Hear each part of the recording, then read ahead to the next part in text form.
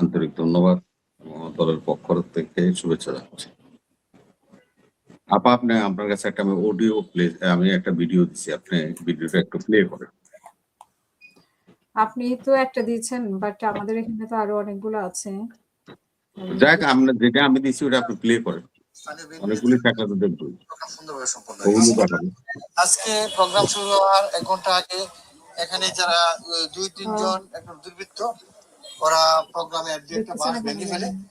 ভেঙে ফেলার কারণে এখানে পুলিশ যাদের তারা দায়িত্ব ছিল ধরে 2 জনকে ধরেছে। তারা আমাদের এখানে হেফাজতে রয়েছেন। তারপর এখানে এনসিপির যে নেতা জনাব নাসিরউদ্দিন পাটোয়ারী সাহেব উনি এসেছেন। গতকাল তাদের পূর্ব ঘোষিত তাদের প্রোগ্রাম অনুযায়ী এনসিপির এখানে একটা আজকে প্রোগ্রাম হওয়ার কথা, এবং এই প্রোগ্রামকে কেন্দ্র করে যাতে তারা প্রোগ্রামটা সুন্দরভাবে করতে পারে সেখানে স্থানীয় যে এমপি মহোদয় উনিও ব্যবস্থা নিয়েছেন। লোকাল বিএনপির সভাপতি, উপজেলা বিএনপির সভাপতি হুমায়ুন কবির সাহেব সহ যারা অন্যান্য বিএনপির নেতৃবৃন্দ, স্থানীয় নেতৃবৃন্দ আছেন, তারাও চেয়েছেন যে প্রোগ্রামটা সুন্দরভাবে। আমরা পুলিশও চেয়েছি এবং পুলিশের ডেভেলপমেন্ট ছিল, সবকিছু সুন্দরভাবে হওয়ার পরিকল্পনা রয়েছে এবং ছিল। হঠাৎ করে আজকে প্রোগ্রাম শুরু হওয়ার 1 ঘন্টা আগে এখানে যারা 2-3 জন একদম দুর্বৃত্ত, ওরা প্রোগ্রামে একটা বাস ভেঙে ফেলে। ভেঙে ফেলার কারণে এখানে পুলিশ যাদের তারা দায়িত্ব ছিল ধরে 2 জনকে ধরেছে। তারা আমাদের এখানে হেফাজতে রয়েছেন। তারপর এখানে এনসিপির যে নেতা নাসিরউদ্দিন পাটোয়ারী সাহেব উনি এসেছেন। প্রোগ্রাম ভালোভাবে হয়েছে এবং সফলভাবে হয়েছে। পুলিশ ছিল নিজেও এসেছে। যাদেরকে ধরেছে তারা কারা? তাদেরকে তো আইডেন্টিফাইড করে নাই। উনি যে যার কথাটা শুনলেন উনি হলেন আমাদের নারায়ণগঞ্জ জেলার এসপি মিজানুর রহমান মুন্সি। ওনার বক্তব্যটা শুনলেন। এখানে তো করি না, তারা এই দিক থেকে স্লোগান দিতে দিয়ে আসছে। তারা শুধু ছাত্র দল আসে নাই, সাথে ছাত্র লীগের পোলাপাইন সাথে নিয়ে আসছে, তারা যুবলীগের পোলাপাইন সাথে নিয়ে আসছে। তারা এই দিক দিয়ে স্লোগান দিতে আসছে। ছাত্র দল থাকতে এইখানে। আচ্ছা, যাই হোক, এরকম বহু মানে আছে। এখন এটা হলো পার্টিজান বিষয়, এটা হলো পার্টির বক্তব্য। একজন দায়িত্বশীল যিনি নাকি জেলার পুলিশ সুপার, তিনি নিয়ে বলতেছেন যে এমপি মহোদয় নিজে অ্যাকশনে ছিলেন, অনুষ্ঠানটা হোক সেটা চাইছে। এবং আমাদের স্থানীয় ওখানকার আমাদের সভাপতি আছে অ্যাডভোকেট মাহফুজ হোসেন হুমায়ুন, উনি নিজে এসপি সাহেবের সাথে কথা বলছে। ওখানে এডিশনাল এসপি আছে সার্কেল, তার সাথে কথা বলছে এবং সকল নিরাপত্তা বিধান করার ব্যবস্থা করেছে। এবং আমাদের দলীয় নেতাকর্মীরা সবাই নাসিরউদ্দিন সাহেবকে সম্মানিত করেছে এবং উনি যেন এখানে এসে অনুষ্ঠানটা শেষ করতে পারে সেজন্য রাস্তায় সব জায়গায় ওনাকে সাদর অভ্যর্থনা জানাচ্ছে এবং ফুল ছিটানো হয়েছে। ফুল ছিটাই অভ্যর্থনা জানানো হয়েছে। যে ছেলে কথা বলতেছে, হ্যাঁ, এই যে ছেলে এই বক্তব্যটা আপনার অডিওতে শুনবেন, কি বললো? ছাত্র দলের সাথে ছাত্রলীগও ছিল, যুবলীগও ছিল, আওয়ামী লীগও ছিল। এখন উনি সবাইকে আইডেন্টিফাইড করলো। আর পুলিশ সুপার বললো যে 2-3 জন দুর্বৃত্ত আইসা হঠাৎ করে এই অনুষ্ঠানটা শুরু 1 ঘন্টা আগে দিয়ে তারা এই ধরনের একটা ন্যাক্কারজনক ঘটনা করেছে। আমাদের পুলিশ অ্যাকশনে ছিল, আমরা 2 জনকে গ্রেপ্তার করছি এবং আমাদের হেফাজতে আছে। আমরা এটার বিরুদ্ধে ব্যবস্থা নিই। ওনার কথা আর ওনার কথার মধ্যে কোনো মিল নেই। যাই হোক, আমি আর ওইভাবে এই বিষয়টা আর ওইভাবে আগাইতে চাই না। আমরা সকলে সংবেদনশীল হব, সহনশীল হব, এটাই রাজনীতির নিয়ম বা এটাই বিউটি। তো ওনারা যেভাবে বলছেন, নাসিরউদ্দিন পাটোয়ারী সাহেব তো নিজেও স্টেজে ছিলেন, উনি তো বক্তৃতা দিচ্ছেন, উনি তো কোথাও এই ধরনের অভিযোগ করেন নাই। মাথা ফাইটে গেছে ওনার লোকের, কারা ফাটাইলো এটা উনি তদন্ত করে দেখো, অসুবিধা কি? তার পুলিশ তো মামলা নিছে, 2 জনকে গ্রেপ্তার করছে। ওনার দলের উপর যদি এরকম হামলা হয় উনি চুরি পরে বসে থাকবেন না। জি জি জি, উনি তো বলছেই। তো অতএব উনি এটা তদন্ত করে ডিসাইড করুক যে কারা এটার সাথে জড়িত। যদি আমাদের কারো জড়িত হয় আমাদের বিরুদ্ধে ব্যবস্থা নেওয়া হোক, আমরা কোনো আপত্তি করবো না। আমাদের ধারণা আছে আমাদের দল সম্পূর্ণভাবে ওনার এই অনুষ্ঠান করার জন্য যে সহযোগিতা করার দরকার আমার উপজেলা কমিটি তা করেছে। এমপি সাহেব স্বয়ং নির্দেশ দিয়েছেন। পুলিশ সুপার নিজে শুনেন, প্রধানমন্ত্রীর অনুষ্ঠানে অনেক সময় দেখা যায় পুলিশ সুপার অ্যাটেন্ড করে না, কিন্তু নাসিরউদ্দিন পাটোয়ারী হিসেবে আসবেন, ওনার প্রোগ্রামে স্বয়ং এসপি মহোদয় ওই মাঠের মধ্যে উপস্থিত ছিলেন এবং ওনার যে সার্কেল এসপি উনি ছিলেন, এডিশনাল এসপি 1-2 ছিলেন এবং সকলকে নিয়েই উনি ওখানে উপস্থিত ছিলেন। এই অনুষ্ঠানটা সম্পূর্ণ করে তারপরে এসপি সাহেব নারায়ণগঞ্জে ফেরত আসছে। তো সরকারের পক্ষে, আমরা তো সরকারের দল এবং সরকারের পক্ষে যতটুকু করার দরকার দলের পক্ষ থেকে করেছি, সরকারের পক্ষ থেকেও করা হয়েছে। এরপরে যদি কোনো বিতর্ক থাকে, থাকতেই পারে, রাজনীতি বিতর্কের তো শেষ নেই, এ করতেই পারে, আমাদের কোনো আপত্তি নেই। জি। আর কোনো কিছু আছে ভাই? হ্যাঁ, আমিও ওই যে আসিফ মাহমুদের কথা বলছিলাম যে ১৭ বছর যা করেছে, গ্যাসের দাম যে পরিমাণ বাড়িয়েছে, বিএনপি ৩ আরে ভাই 5 তারিখে আপনারা 8 তারিখে অ্যাডভাইজার হয়ে তো 3 বার মিয়া তেলের দাম বাড়াইছেন আর বিদ্যুতের দাম বাড়াইছেন, 3 বার বাড়াইছে। নিজেরটা একবার হিসাব করে দেন না খতিয়ান। সরকার চালাইছেন না, আমরা সরকার চালাই দিচ্ছি 3 মাস, আপনারা তো 18 মাস চালাইছেন, 18 মাস চালাইছেন। আপনারা আপনারা এই 18 মাসের মধ্যে 3 বার বিদ্যুৎ, তেল, গ্যাসের দাম বৃদ্ধি করলেন, কারণটা কি? 18 মাসে আমরা তো তেলের দাম আপনারা জানেন, বৈশ্বিক ব্যাপার, এ সবাই জানি, ওয়েল নো। যে কারণে তেলের দাম বৃদ্ধি করতে সরকার বাধ্য হচ্ছে, শুধু আমার দেশ করছে তা না। যেখানে $60 আমরা ব্যারেল তেল নিতাম, সেখানে এখন $95, প্রায় $100 কাছাকাছি চলে আসছে, দ্বিগুণ হয়ে গেছে। সরকার, আমাদের সরকার না, সারা বাংলাদেশ, পৃথিবীব্যাপী সকল সরকাররাই এভাবে স্টেপ নিচ্ছে এবং তারা এই ক্রাইসিস মুভমেন্ট ফেস করতেছে। তো সেখানে আমরাও করছি। আর আপনাদের আমলে কোন যুদ্ধ হয়েছিল যে তেলের দাম বাড়াইলেন? আপনাদের আমলে গ্যাসের দাম, বিদ্যুতের দাম বাড়লো, তখন কোন জায়গায় কি যুদ্ধ ছিল?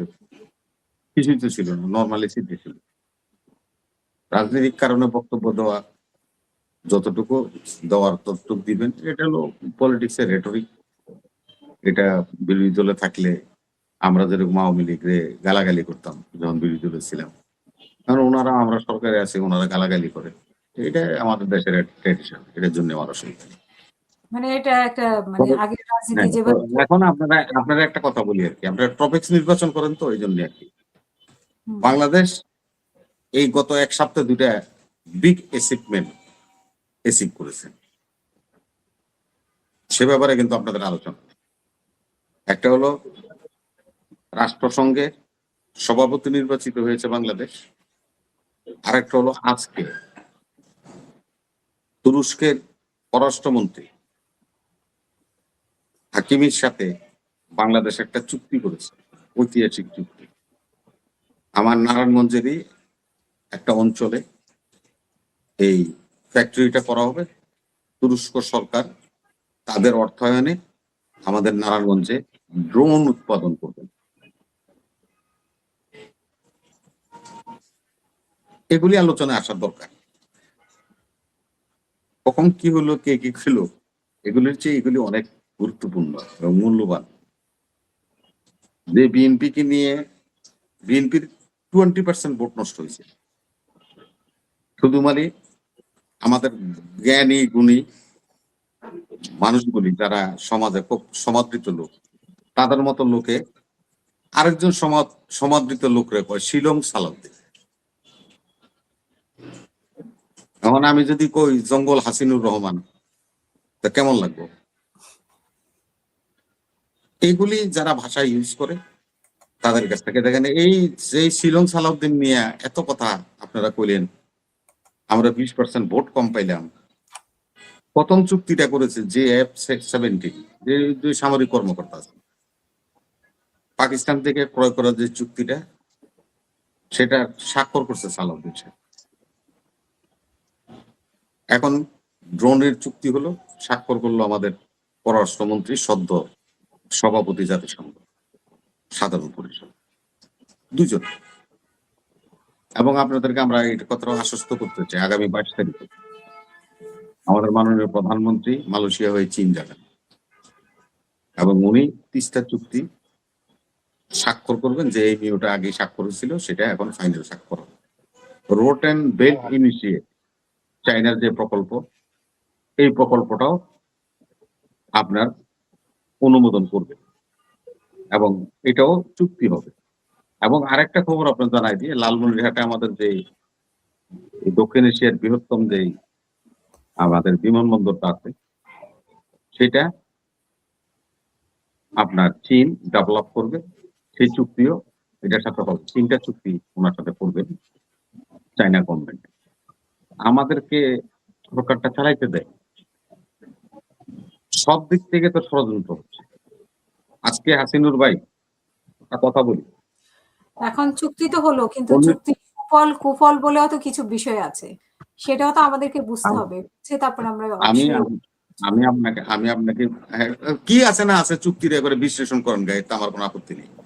আমি রবি ভাই, আপনার সাথে রবি যে ভাই। কথাটা বলছি, হাসিনাও তো অনেক চুক্তি করেছিল, কিন্তু সেই চুক্তির পেছনে তো অনেক ভাই রহস্য হাসিনা অনেক চুক্তি করছে, আর এই চুক্তি শুনেন না আপনি, বলেন হাসিনা ভাই বলেন। রবি ভাই, আপনার প্রথম বলা উচিত এই বিএনপি এসে আওয়ামী লীগকে ব্যান করছে, এটা সবচেয়ে বড় একটা মাইন্ড ফলো, যেটা আমি আশা করি না।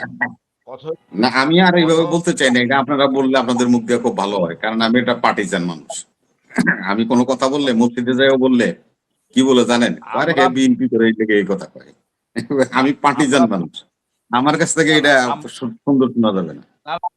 আমরা সমালোচনা করি সরকার শক্তিশালী করার জন্য, আমরা সমালোচনা করি সরকারকে শক্তিশালী করার জন্য, সরকার যেন সঠিক পথে থাকে, সরকার যেন বিব্রত অবস্থায় না পড়ে। তো জনগণ চাচ্ছে তাই করতেছে, সরকার জন্য পজিটিভ পয়েন্ট, আমরা কিন্তু সেই আলোকে করি, না না না, নট নেগেটিভ। জনগণ নিয়ে আমাদের সে নেই হাসিনুর ভাই, নিতে হবে। না ডিউ টু রেসপেক্ট অল, আমি জনগণ নিয়ে কথাটা বলি নাই। যখন আপনারা বলেন আপনাদের কথা আমি কাউন্টার করি, যে আপনারা বিবেকমান মানুষগুলি কেন এই কথাগুলি বলছেন, কেন ভালো কথাটা সামনে নিয়ে আসতেছেন না? যে ভারতকে কাউন্টার করিয়া, যে ভারতের নাম কইয়া লেতে লেতে গুতাগুতি করিয়া 70-80টা আসন পাইলাম, সরকারও গঠন করতে পারতো।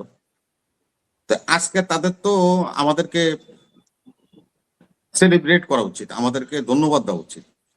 এই যে দেখেন 3টা চুক্তি হয়েছে, একটা চুক্তিতেও যারা এই ভারতের বিরুদ্ধে কথা বলে তারা একজনও এই চুক্তিগুলি যে হয়েছে এটা একটা ভালো জিনিস এ নিয়ে কোনো বিবৃতি দেয়নি।